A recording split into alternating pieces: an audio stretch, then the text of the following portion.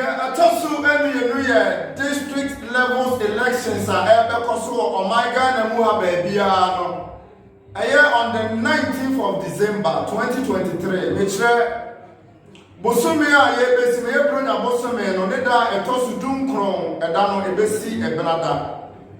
Na yenim say 2015 auspicious the boss a contest or ANYINASU East electoral area. Milusuye. 2019 me san contesté Milusui.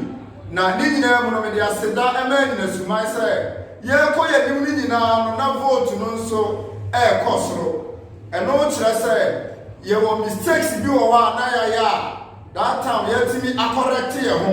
Na ANYINASU man also agi atum na so ye the election there said ye nua be ma the late Sir John can say fair delegates na ewom no enti ewom ba enei yesramo asamo a mekan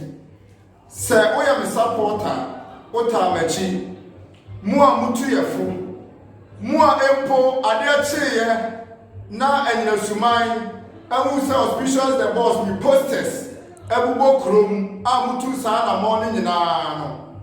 de ebe kan se mo nka makoma ento yem esan se ne mo di nkomo bebre ana enkomo a ede yanimu edi ebaso ni nyina ye se dodo na e ka auspicious the boss ubrenie eye no kre na de me pase me ka ema ANYINASU man enyina etse ene se sebe yese obakwasia ena ontie afutuo election we no miginam na yeko 19th December na yakwa akoto aba na eniema baako mienu binti eno no enemenka the next program is yeshia meka misrawo migidi se ebeye bi ya pa me ukọ ANYINASU East electoral area na duduo na ebeye moya because enkransha ohye na empo moano so mokofa eye mokọ print posters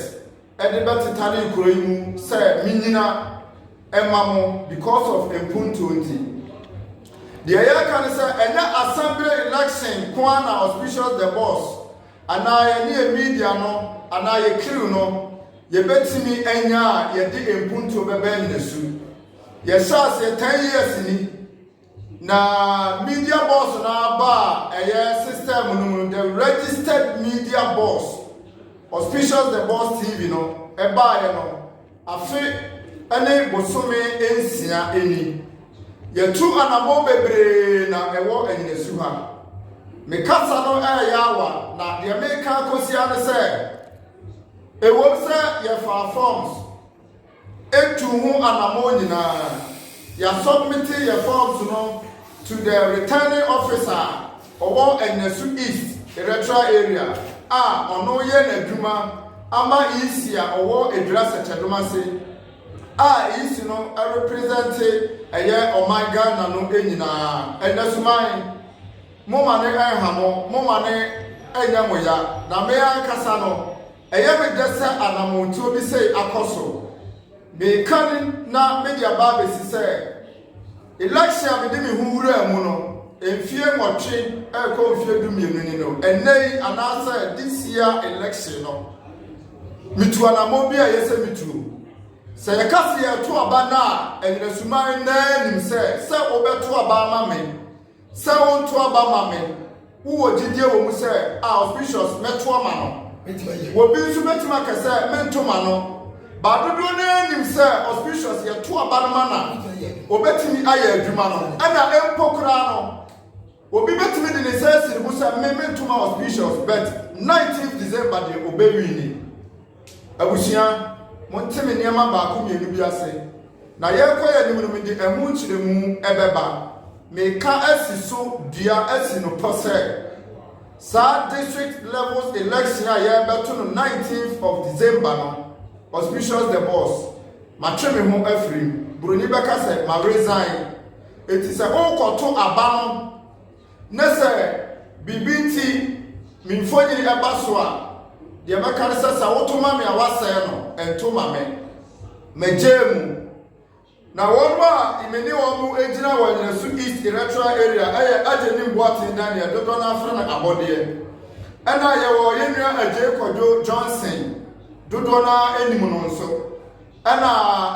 yenua bema bedro ono nso ka ho na nokwasoma me pesa me kama anyinasu man etene se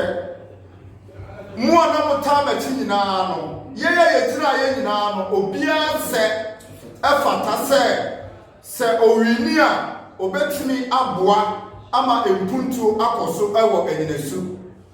dodo na ewo anyinasu isia mo support me no me ka kire mo se wo ye me maame se wo ye me papa se wo ye me ba se wo ye madamfo se wo ye me drofo pa me ka kire se to abama asumasi ana obenten wohwemu a de wosusu se obetimi ama empuntu aba anyinasu ni titiriu ene anyinasu east electoral area no to abama no me so asumasi ana obenten sase me de me support I mano me nya ne sa e wo se ye tuo na mo aboka na eka ya bono me fa ho ena me nka se obi metua sa aka no so e ma me ena say election baso ne na me gina mu I think say me wini ba me pesa me man na sumati asese enya assembly enko tumi ne de mawa utimi di empuntu eba ukrom ana community enti sa sanka ye hye edwumade yase enka ye niema bebira ensane fata na so ye de nyankopon asese ye dwumade a ye di anyinasuman atiase edura chirichirichi apeda anyinasu ene ne community no enya anyinasu nko se chadoma sika ho adwura ene omaga na nyina ama no ko achire enti development bia ekoso anyinasu no Utimi ni the boss media and auspicious the boss TV and the crew no every Emma no enyeyi anyasumai machitafo madofo no ene matamfo no